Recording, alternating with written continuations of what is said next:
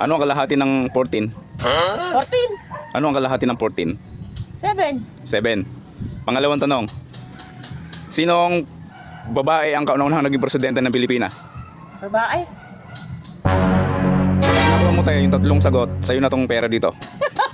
Sa'yo na lahat to. Dami na eh. Si Gloria. Mali. Si Si Cory Si Cory. Cory, sinong Cory? Aquino. Cory Aquino. Ah. Okay, tama. Ah. Pangatlong tanong. Ito ay binubuo ng 7,641 island na matatagpuan sa Timog Silangang Asya. Saan lugar yan, te?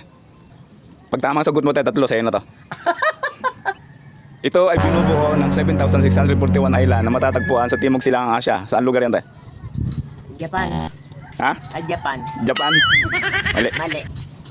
Okay, te, kunin mo yung 20. Sa'yo na. Ayun Nagkabiti na. ako. Dalawa na. Thank you!